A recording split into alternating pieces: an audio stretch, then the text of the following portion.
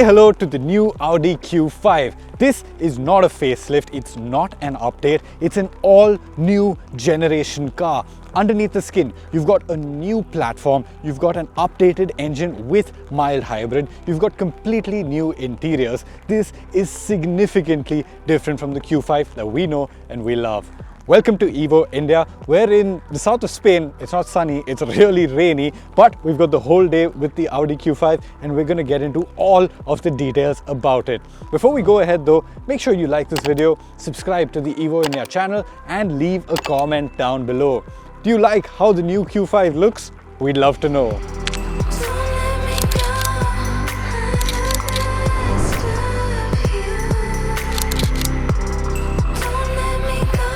Let's start by talking about styling because this Q5 does look very different from the car that came before it. This features Audi's new design language and we've seen it on the Q6 e-tron, on the A6 e-tron, and well, now it's on the Q5 as well. This is obviously the ICE face, it's not an EV face, so you've got the big single frame grille with plenty of vents for cooling in there. Being a top of the line Audi, you've got matrix LED headlamps in here and these are very cool. They're configurable. You can change how they look from on the screen. You've got new surfacing, new paneling, and this is the S-Line kit car. So you've got the optional S-Line kit on this and that gives it these aggressive looking bumpers. It's a very aggressive face, but it's also a very nice face. German car manufacturers are taking very different directions in terms of their design and styling, but I think Audi's hit the nail on the head with these cars and they look really good from the front. Over on the side, you'll notice that this car is slightly longer than its predecessor. You've got very distinct design elements on the side as well. So you've got this really strong shoulder line over here and you've got a strong crease that runs lower down at the bottom as well. Wheel sizes, well, you can get them between 18 and 21 inch wheels. This particular car has 20-inch wheels. What we're going to get in India, we don't know yet. That we'll know at a later date when the India spec is set in stone and it's coming to India for sure. Now from the rear, you've got the lighting elements which are the most distinct part of the design here as well. Just like the front, these DRLs are configurable. So you can set them up to look like different things from the screen in the front. But this is interesting because Audi also calls this the communication light and it can actually throw up messages over here for cars behind it to see. So if you get too close, you get a triangle up here warning the guy behind that, hey buddy, you're too close. Otherwise, different elements. This has blacked out Q5 badges. You've got the quattro badge over there, twin tailpipes on either end of the bottom of the bumper, and you've got a couple of aero elements as well. This spoiler over here, it does help with a little bit of aerodynamics, and all over the car there have been little tweaks for aerodynamics. You've got air curtains, you've got specific bumpers for better aero, and that just helps it cut through the air better. Overall, this car has grown a little bit compared to the previous Q5, but in the flesh, it does look very handsome and quite imposing.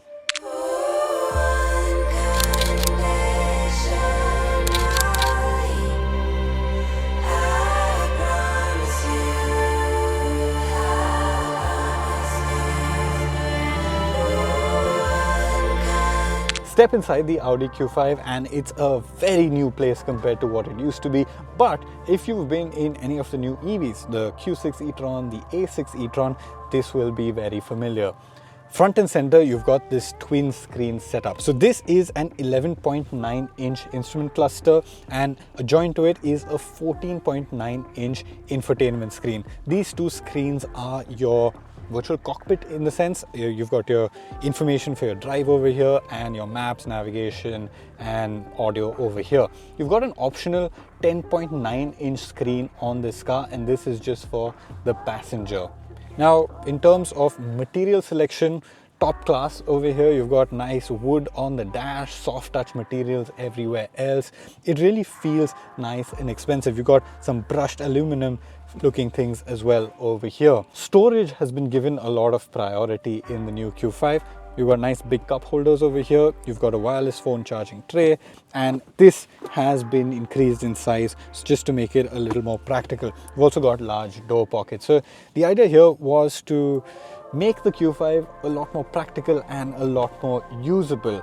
In terms of kit, two USB Type-C ports. These can charge it up to 60 watts. You've also got your wireless phone charger, you've got a Bang & Olufsen sound system, and while this car doesn't have it, I'm sure when the car comes to India, it will also have a sunroof. You also get a head-up display, but unlike the Q6 e-tron and A6 e-tron, this does not get augmented reality. It's still a very large display and takes up quite a bit of your field of view, but no augmented reality overlays on the road over here.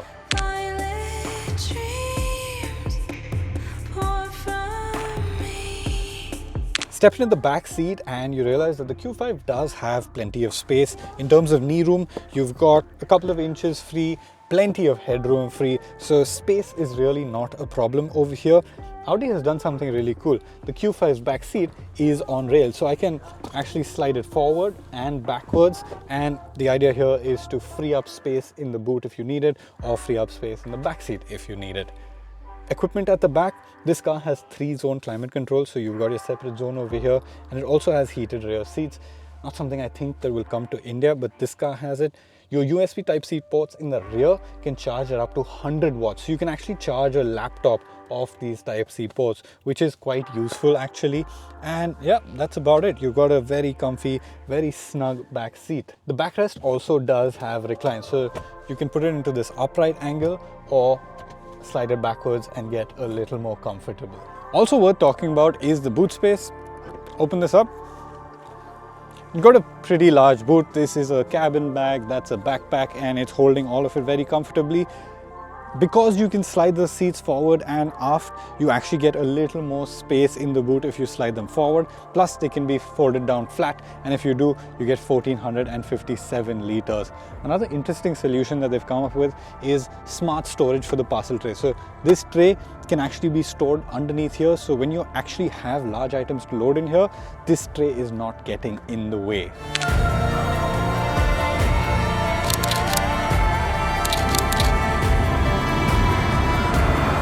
Okay, so what is the new Q5 like to drive? Let's first talk about the engine. We're driving the 2-liter TFSI, and that's familiar because that's exactly what the Q5 had in India earlier, and that's probably what this Q5 will come to India with. This car does have a TDI option, but it's very unlikely that Audi will bring the TDI to India. So 2-liter TFSI, what's new?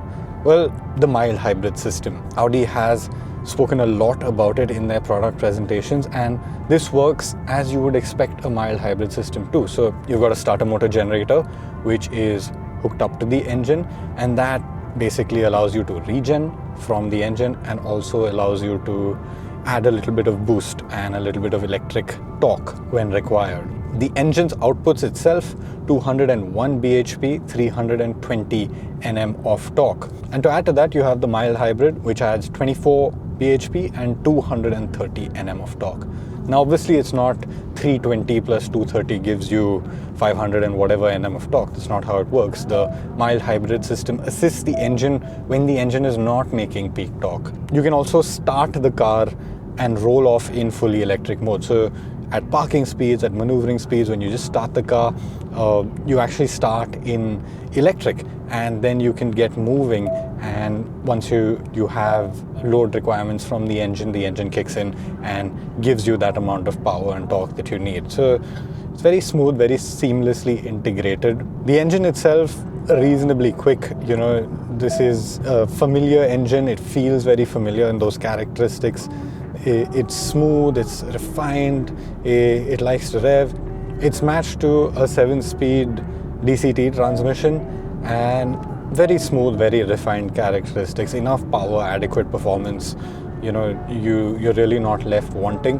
The mild hybrid integration, again, while you're driving, is very seamless. So what it does is when you're coasting, it'll cut off the engine completely and you will coast only on electric power.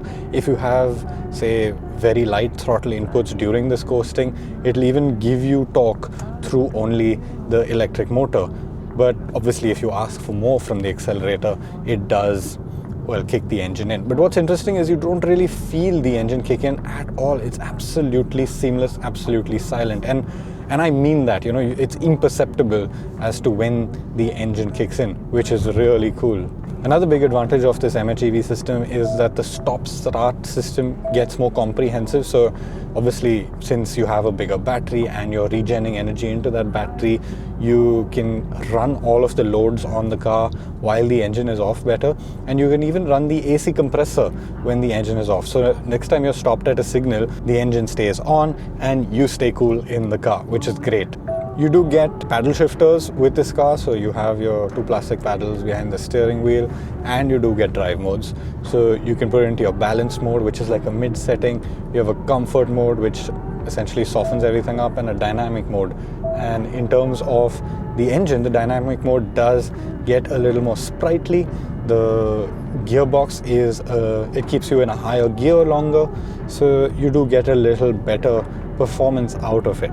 Again, we're not really gunning on these twisty Spanish roads. We did see a cop car a little while ago, and do not want to pick up any fines in euros, because fines in euros are generally very expensive. But yes, that's all you need to know about the drivetrain. Most important thing, quattro. This car does come with quattro. Interestingly, you do get a front wheel drive option as well, and this particular car we're driving is quattro. I'm guessing the India cars, when they do come, will be quattro. Audi didn't even bother getting a front wheel drive version of the last Q3. It was only quattro, and by that logic, I'm sure the Q5 will only be quattro. The quattro system is interesting. It's very similar to the quattro system that was on the last car. It's called Quattro Ultra, and it's basically clutch packs in the center of the car. You're primarily front driven, and when the system detects loss interaction at the front, the clutches engage and the rear gets drive. So you have a proper all-wheel drive system over here. Now, platform. This is important. PPC, they're calling it Premium Platform Combustion. It's like a platform that sits parallel to PPE, which is Premium Platform Electric. There are some commonalities in terms of the architecture, and by the architecture I don't mean the actual metal monocoque. I mean the sort of braking systems and the ADAS systems and the interior systems, and all of that is shared, but the actual monocoque is unique to PPC, and that's because there are too many compromises that would have had to be made if they had to share combustion and battery electric on the same platform. And this is also completely different from MLB Evo, which is what the last Q5 was based on. So it looks different on the outside, but it is also very different underneath the skin.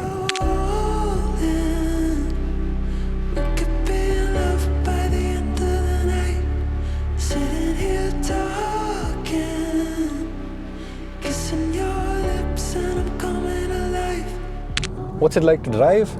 Well, honestly, to begin with, there's an overarching sense of comfort and refinement. It feels very sophisticated in the way that it drives, in the way that you control the car. You've got very slick, direct feeling steering. Again, weighs up and slackens up with the different drive modes. So in dynamic, it's a little quicker. In comfort, it's very nice and very smooth. The weight also changes depending on which drive mode you're in. So internationally, the Q5, you can get it with both steel springs and air suspension. No idea what's going to come to India just yet. Audi India is still figuring out the spec of this car, the price of this car for India. So we're going to get details on that only later, probably at the time of launch. Right now, we're driving the air suspension car, and that does give it a few additional features over the steel spring car. So obviously the fact that you can change the ride height is a big advantage.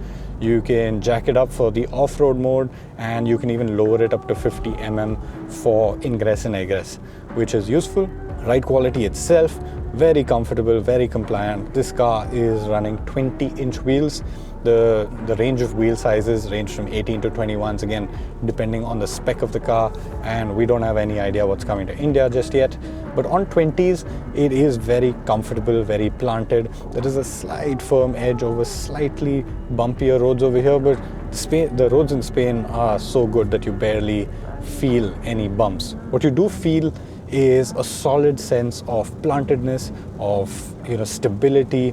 This is a wide car, you've got a nice wide track, and you get a sense that this car feels very planted and stable on the road. As for handling, it feels very direct, it feels very controlled. You've got a good sense of where you can position the car. The steering feels nice and precise.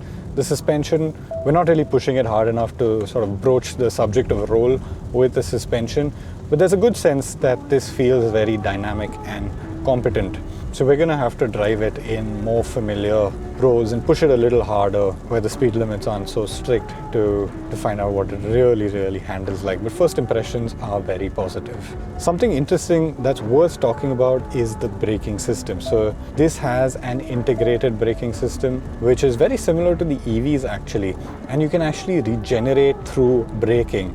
Now, it's uncommon on ICE cars, but because this has such a comprehensive mild hybrid system and you've got a proper 1.7 kilowatt hour battery to feed energy back into, you've actually got a proper regenerative braking system. So when you step on the brakes and the braking forces are light, you're actually just using the regen from the motor to sort of decelerate. But obviously when you cross a certain threshold and you need more braking forces, then you're using the friction brakes. But it's interesting to see that Audi has integrated their electric car braking system, and that's something that this car shares with the PPE cars so seamlessly into this car. The brakes feel very natural, they feel very slick. It is brake by wire, but you get a good sense of what's going on the brakes, and you never feel like, oh, there's some sort of connection missing over here. Maybe you don't get the absolute texture that you get from mechanical brakes through the pedal, but in terms of feel and consistency, I think it's there. We didn't just drive the regular Q5, we also had a go in the SQ5 Sportback.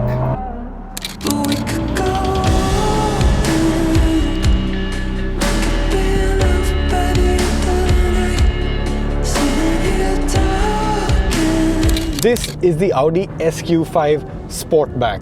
Now that means a lot of things. SQ5, it means it has the more powerful V6 engine, and Sportback, different body style. I must say the Sportback looks very cool. It's got a rake down roofline, it's more aggressive looking, it's more sleek looking, and it definitely has some pizzazz to it that the regular Q5 doesn't. But more interesting is this engine. 3-liter V6, solid outputs, 365 bhp, 550 Nm of torque. Makes this SQ5 a lot quicker than the regular Q5 and a whole lot more fun. Obviously there are chassis changes as well. The suspension is a little bit stiffer, the steering is a little bit quicker, it's running larger wheels as well, and all of that just makes it a slightly more dynamic experience. But yeah, it's a lot of fun. It sounds pretty good too. Now, there's no confirmation of the SQ5 coming to India, but what I do know is that Audi is considering it, and they should be, because the GLC43 is one of the best selling AMGs in the country. The GLC43 has become a lot more aggressive and a lot more hard as well. It's a really hard-edged SUV now, and that leaves a sort of gap for this to enter into and really make its own a practical, usable, comfortable, everyday, fast SUV. I think it could work in India. Audi India, if you're listening, just bring it to India. If you can assemble it there, brilliant. It'll get some incredible pricing as well. But if you can't assemble it there, just bring it anyway. I'm sure you'll find buyers for this. I mean, just look at it rolling down the road. It looks so good. It sounds so good, and it feels pretty good as well, so what's not to love? But now, let's get back to reality with the regular Q5. So what do I make of this new Audi Q5? Honestly, I think it builds on the strengths of the older Q5. It remains very comfortable, it remains nice to drive, it's got a lot of practicality, a lot of daily usability, and all the same time, it looks very cool. Overall, I'm quite impressed with this. Like I said earlier, we don't know the spec of the exact car that will come to India, but if this is anything to go by, we're in for a real treat. We expect the launch to be sometime in 2026, and when it does come, it will be assembled in India, so expect prices to be pretty good as well.